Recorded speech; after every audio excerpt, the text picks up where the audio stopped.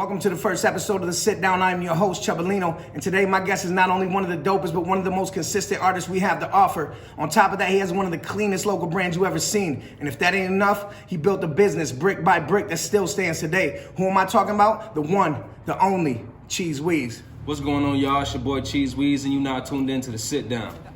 We get it and go, tell them niggas they can get it and work. Hold up, pull up to the trap, this shit move like it's fast food. Hold it, donut shop, we going to town in my bathroom. Oh yeah, these out of town prices got a sack in the damn food. Anyway, before we start, just want to say Happy New Year. Yes, sir. I didn't see you before that. We're going to jump right into it. Let's start with, for the people who don't know, how did you get your name, Cheeze Weez? Funny story, man. My boy, well, actually, all my homies used to call me T Weezy. You know what I'm saying? My name started with a T. I used to listen to a lot of Lil Wayne. Right. And one day, my boy was just cracking jokes. You know what I'm saying? We chilling, cracking jokes. He goes, "Oh, you big cheese head, big Cheeze Weez head?" Yeah. And I wasn't laughing. You know what I'm saying? And he like, "It ain't funny." I'm like, "Nah, it's funny, but it really stick with me though." You know what I'm saying? I'm like, I'm about my money, and everybody know me as Weez. You know what I'm saying? So Cheeze Weez, bro. I ran with it. It's been working with me ever since. Nice. That's what's up. Yes, sir. That's what's up. Anyway, I've been following your journey since 2014, 2015. Like, when did you start writing music and recording music? And when did you start taking music more serious? Well, when I was in second grade, I wrote this poem. Okay. And the teacher read it to the class. He basically said, this is how a poem was supposed to be structured. Right. Me, I'm like, yo, that's crazy. You know what I'm saying? I go home, I tell my mom. Her brother, my uncle, was like, my boy got some studio. So I'm like, yeah, right. They about to get me in the studio. You know, back then there was, you know, Little Romeo, Little Bow Wow, all these littles. You know what I'm saying? So I'm like, ooh, you know what I'm saying? This is about to be lit. Right. I go to the studio. They don't let me record. Right. I'm watching everybody else do stuff, and I'm like, yo, like, what the deal? You know what I'm saying? Right. Maybe they thought I was too young or something. Right. That was their first mistake. Yeah, straight up. Yeah, straight up. So, you know what I mean? Years go by, you know, I'm still playing with it. I freestyle for my homies and stuff like that. Yeah. And going into high school, I met this guy named Mizzo. He still makes beats for me till this day. You know what I'm saying? He owned a studio, he made beats, and you know, I lived right across the street from him, so that was kind of cool too. That I was like, yo, well, I'm gonna just tap in with dog. You know what I'm saying? Yeah. So I started doing that, and then I want to say when I had my son, when he was like 4. Okay. 3 or 4. Sure. So like 2013, 14 maybe. That's when I really started taking it more serious, and I was like, yo, this is what it is. Right. Yes, sir. This is what it is. This is what I want to do. Like I said, did you feel like you had to start like making money from it, or did you feel like you had to lock in so one day you could make money from it? Yeah, I would say it's the second one. Because off top, we couldn't even get shows, none of that. Yeah. But I was like, yo, I feel like the people know I got potential. Right, so now they really paying attention. So you just to me. wanted people to hear you. Yes, sir. I mean, like, yo, they have to hear what I'm doing. Yeah, more before consistent. They can fucking dismiss me. Yeah, exactly. I mean, more consistent, just being more serious about it. Yeah, that's what's up. Granville Market dropped Christmas. Yeah. Fire project, by the way. Brother. My favorite one from you, for sure. Grinding, that's my shit. The second song, I forget what it's called off the top of the head, but that's my shit. I mean, I fuck No with all Deals, that. I want to say. Yeah, No Deals. Yeah, Bro, that's my favorite song. Yeah, that shit goes hard, bro. Like, I'm definitely gonna use it in this shit. The song about your mom too, bro. That shit was, man. I've been trying to write a song like that. I mean, because every like, I feel like every rapper has like some shit they want to say to their mom. Sentimental shit. And if you do it in the wrong way, it'll come off corny. It'll come off like forced. You know what I mean? When I listened to that shit for the first time, like I had like goosebumps going through my body. I'm like, yo, he fucking the sample on it, bro. Like, yo, he killed this shit. I appreciate it. So I bump that shit like daily. Like I fuck with that one corny in any way. Like I said, like even with love songs too. Like if you do a love song, shit can be. You can do it. Yeah, you can do it the wrong way, straight up. Yeah, but how do you feel about the project as a whole? Actually, bro, I didn't think people was gonna fuck with it like that. Like, I knew they was gonna fuck with it. I didn't put too much promo into it or nothing like that, so I didn't know what to expect from it. I liked it, but I'm like, yo, I don't really know. But like the response I've been getting, it makes me like it even more. You know what I'm saying? And like you said, I do got them songs on there that really have meaning to them, so I already liked it before I put it out. And it's so short. Of you as well. Yeah, and it's so short. I was like, ooh, should I have put more stuff on it? But I think it being short makes it that much more better, because then you're like, man, I wonder what he's gonna do the next one. So I really like it, bro. I'm not gonna lie, it's one of my favorite projects. It was kind of like when someone puts out a short song as well. Like somebody you're like, yo, why don't you put another? Yo, that's my favorite song on the album. Like, why is it this 4 minutes? Exactly. I mean, people do that on purpose. I don't know if you did it on purpose, but it was like, this could be leading into something. Yeah, I mean, that's what it kind of feels like. It feels like, you know how you used to watch wrestling and shit? Yeah. And they used to come out, like Stone Cold to come out, Yeah. and he come down the aisle. You couldn't wait for the match to start. Exactly. You know what I mean, this sounds like your theme music coming down the aisle. Exactly. And it's fucking crazy. It's fire. Yeah, bro. It's I mean, one of my favorite projects, definitely. So we're gonna move into like performing live. I mean, what's your favorite thing about performing live, and what's your least favorite thing about performing live, and just like being a part of shows and like doing shows in general. Yeah. I would say my least favorite thing is when you get them crowds that don't give you no reaction. They look at you straight in your face. They don't nod their head. They don't bob. They don't do anything. They just want to see They just want to see the person that they came for. Yeah, for sure. So that's why when I start my shows, I always say, "Yo, give me your energy. I'm gonna give you mine." For sure. You know what I'm saying? So that's one of the things. That's one of the things I can't stand. And I'm already nervous. Yeah. So it makes it bad when people are just looking at you like you gonna mess up. You gonna mess up probably. You know what I'm saying? And see, people don't know the nerves that come with it. Like, yo, bro, rapping is easy. All you gotta do is go in the studio, record. Yeah. You know what I mean, come out and perform your songs. You don't know the nerves that come with that. It's intense, it's like, yo, bro. I can't forget shit. I gotta kill this shit. You know what I mean? Will they like me? Will they not like me? Because every time you step on that stage, it's like you're taking a chance. Right. And it's like, are these people gonna like me? Are they gonna fuck with me or not? Right. You know what I mean? Right. And you never know. Like you don't. come out. You don't. Like I've heard like rappers talk about like, yo, I've been booed off stage. I've been this. I've never been booed off stage, but I've definitely like came into a crowd that wasn't my crowd. You know how like feel like you get booed even though you're not. Yeah, you know like what you I'm have crowds there that are your crowds. Like everybody that fucks with you, everyone that supports you is there. You know what I mean? And you have that crowd, so you know they're gonna fuck with you. You come out with a little more, And that's one of little the more best stank parts. on it. You know what I mean? Yeah. And you come out and you see people rocking your shit. But when you get to them crowds where nobody knows who you are, and you come out and they're just sitting there like, It makes you yo, feel, where the fuck is somebody else at? It You know make what I you mean? feel some type of way about it, for straight sure. up. But like I could say the best thing I like about it is being able to first open up to a crowd that probably don't even know me. You know what I'm saying? So that's more fans and more exposure for sure. Yeah. So like I always tell artists, man, make sure you tap in with people before you get off stage. Make sure you tell them your social media, where to find your music, all that stuff. It's really important. The second thing I like about it most is I get to bring all my dogs with me, my homies. I get to bring my son. I get to bring, friends, my grandpa. You know what I'm saying? So the people that surround me, for them to come and enjoy stuff that we enjoy together without being on stage, it's like a blessing, bro. Straight up. That's my favorite thing. And like I said, you do a great job when you perform live. Yeah, thank you, brother. A lot of people just go out there and they're rapping over the lyrics and they're just fucking bopping. They want to drink and have a good time. Yeah. You can tell that you actually like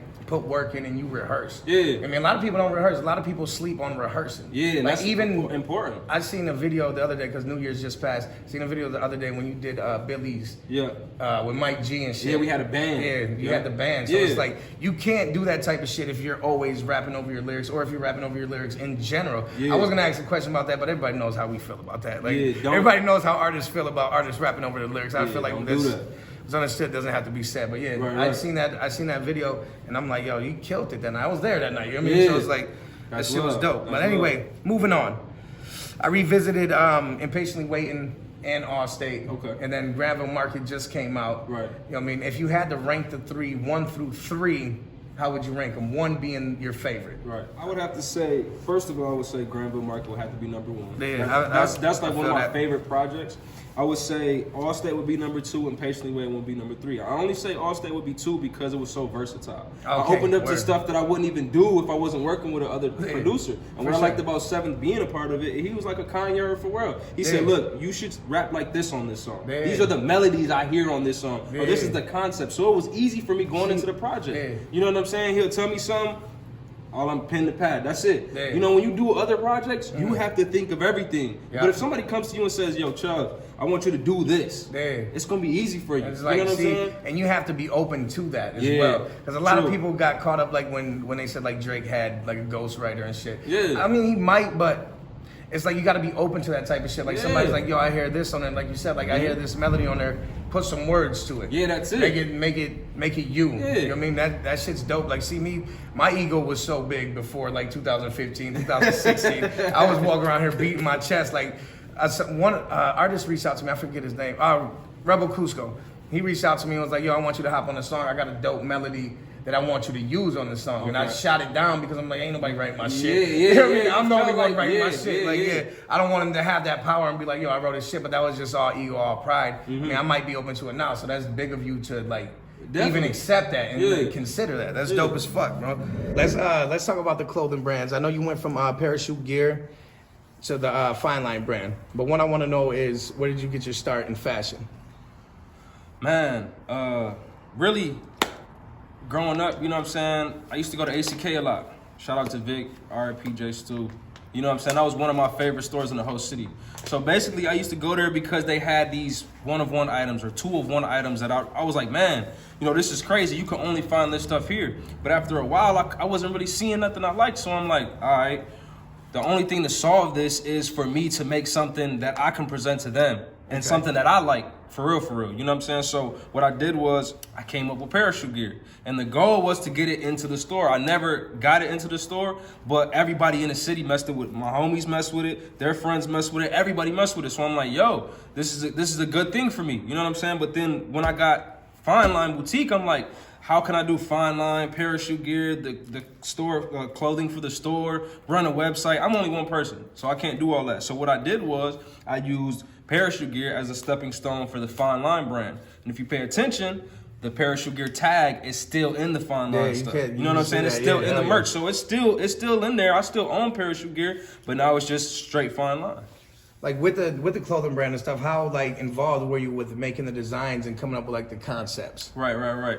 Man, really I'm hands-on with everything, you know what I'm saying? So I'm not too good with the computer. What I used to do is I found this site that I could make stuff on, and I would send it to graphic designers that make the clothes for us. So they would tweak it and make it how I liked it, you know what I'm saying? But then also I would draw stuff. When I couldn't do stuff on a computer, because they give you limited supplies on there, I would draw it out and I would send it off and I would say, this is my image. This is what I'm thinking about in my head. Okay. They would tweak it the way it's supposed to be, and then, you know, they'll bring it to life for me. So everything was really me. Don't get me wrong, I took stuff from, you know, other brands that I've seen or designs I've seen that I liked, you know, and I made it my own. But really, like, everything was really me when it comes to, you know, the clothing line, for real. But shit, that's everybody. Everybody takes from other people and make it better. It's not about who did it first. Yeah, it's about who did it best. You know what I'm saying? I don't mean to be cliche. One thing I told myself was I'm not going to be cliche on this show.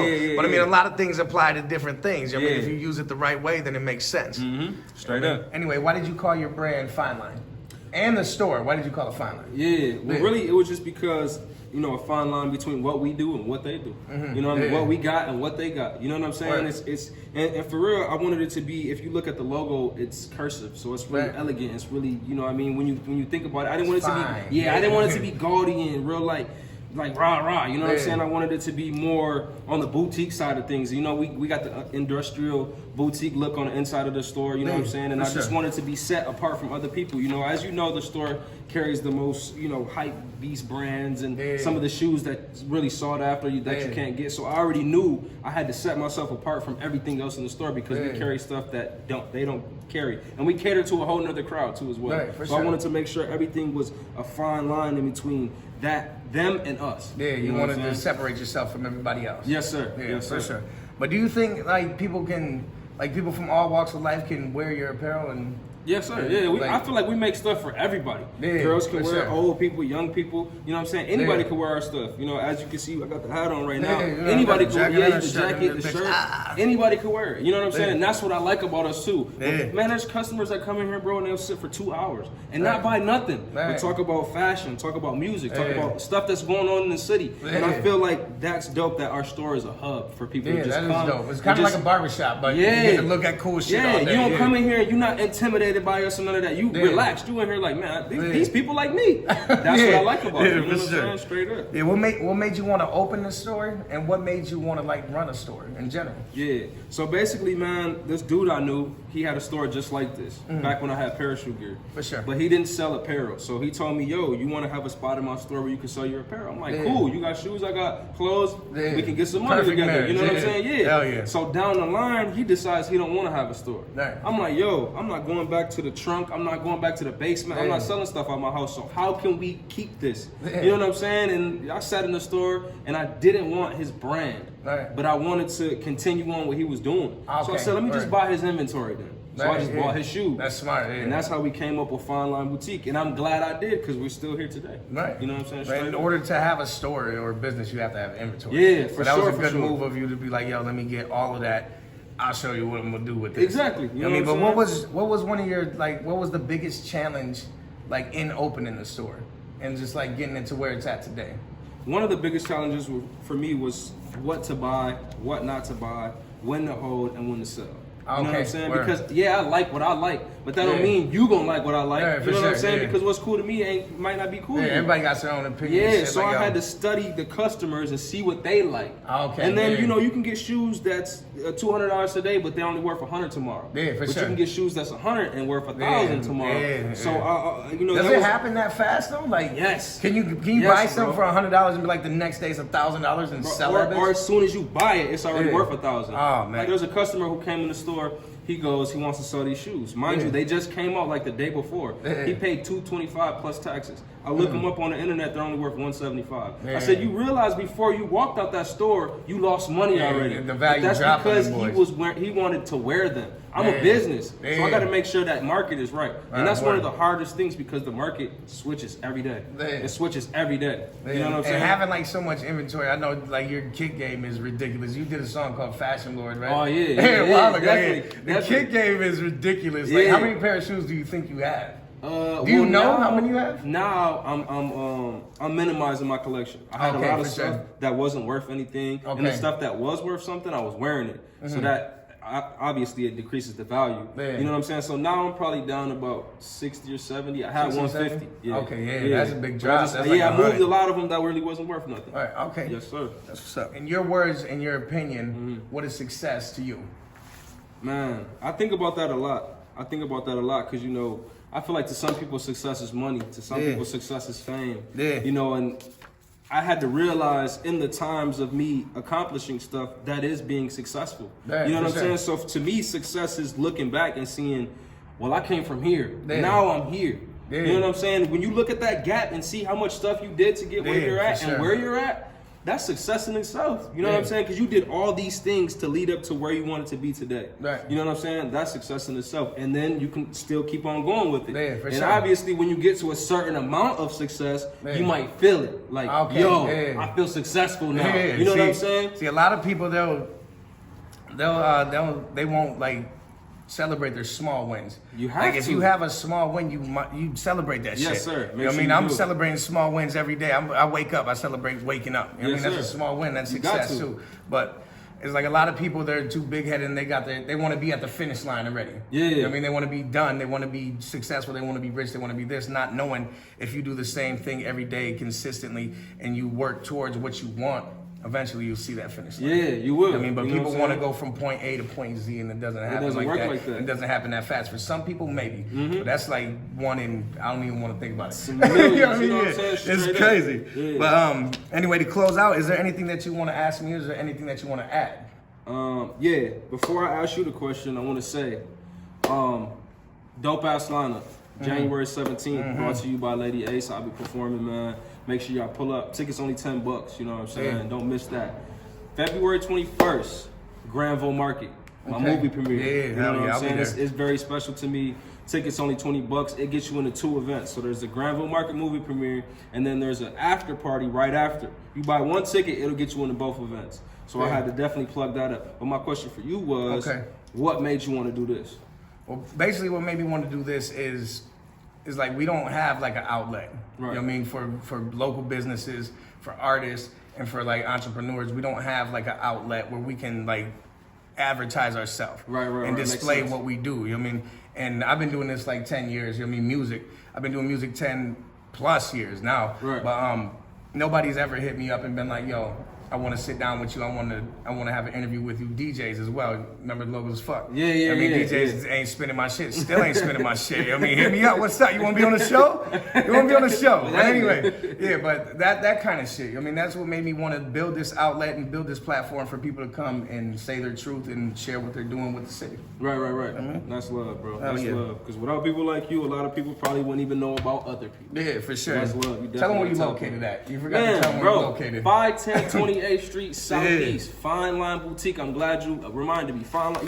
He fine lined up. I'm fine lined up. Down. I don't know what he's talking about. I'm fine lined down. Yes, sir, man. But anyway, tap in with us. There you have it. Thank you for tuning into the first episode of the Sit Down. Until next time. Peace. We got skill, nigga. Who next? Get it and go. Cutting it down and backing it up. Plays on plays, no playing around. Let's get it. Ain't no fucking competition. Only niggas on the blockers who be with us in that squad. Go on.